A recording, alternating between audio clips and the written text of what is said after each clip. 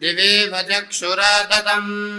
तद्विप्रासो विपण्यवो जागृवागुंसः समिन्धते विष्णोर्यत्परमम् पदम् पर्यात्या अनन्तरायाय सर्वस्तोमोऽधिरात्र उत्तममहर्भवति सर्वस्याप्त्यै सर्वस्य जित्यै सर्वमेव तेनाप्नोति सर्वम् जयति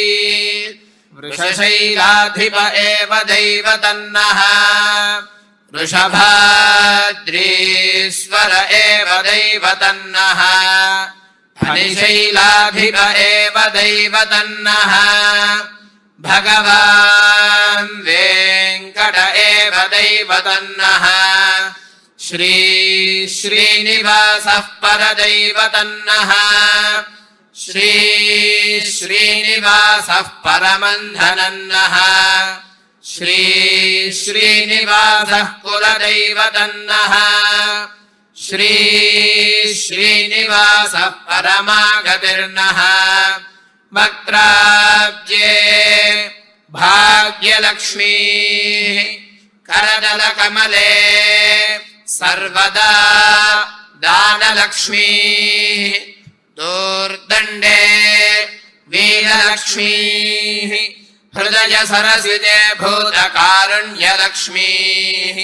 खड्गाग्रे शौर्यलक्ष्मीः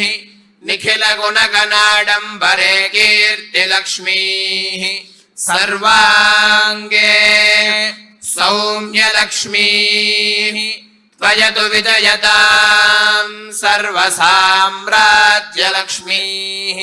श्रियः कान्ताय कल्याणनिधये निधयेऽर्थिनाम् श्रीवेङ्कटनिवासाय श्रीनिवासाय मङ्गलम् श्रीवैकुण्ठविरक्ताय स्वामि पुष्करणीतटे रमया रममानाय वेङ्कटेशाय मङ्गलम् स्वस्ति नो मिमीतामश्विना भगः स्वस्ति देव्यदीतिरनर्वणाः स्वस्ति पूषा असुरो दधातु न स्वस्ति द्यावा पृथिवी सुचेतुना स्वस्तये वायमुपब्रवामहै सोमम् स्वस्ति भुवानस्य यस्पतिः बृहस्पतिम् सर्वागणम् स्वस्तये स्वस्तया आदित्यासो भवन्तु नः विश्वे देवानो अद्य स्वस्तये वैश्वानरो वसुरग्निः स्वस्तये देवा आवन्तृभव स्वस्तये स्वस्ति नो रुद्रः पात्वं हासः स्वस्ति मित्रावरुणा स्वस्ति मध्ये रेवती स्वस्ति न इन्द्रश्चाग्निश्च स्वस्ति नो अदिते कृधि स्वस्ति पन्थामनुचरेम सूर्या चन्द्रमसा विव पुनर्दददाज्ञाता जानता सङ्गामे महि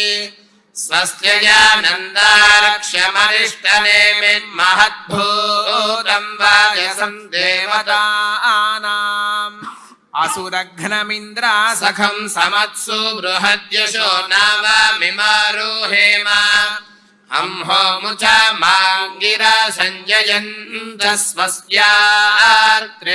मनसा चतार्क्ष्यम् प्रजातपानिः प्रपद्ये स्वस्ति सम्बाधेष्वभायन्नो अस्तु आनो भद्राः कृतावो यन्तु विश्वतो दब्धासो अपारीतास उद्भिदाः देवानो यथा सुतमित्पृथे असन्नप्राजिवो रक्षितारो दिवे अदितिर्द्यौरदितिरन्तरिक्षमदितिर्माता स पिता स पुत्रः विश्वे देवा अदितिः पञ्चजना अदितिर्जातमदितिर्जनित्वम् रङ्गोत्तुङ्गतरङ्गमङ्गलतर श्रीतुङ्गभद्रातट प्रत्यस्तद्विजपुङ्गवालयसन्मन्त्रालयाख्ये पुरे नवेन्द्रोपरनीलभव्यकरसद्वृन्दावनान्तर्गतः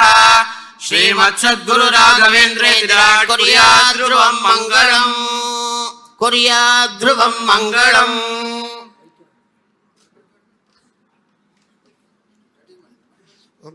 अयं भगवान्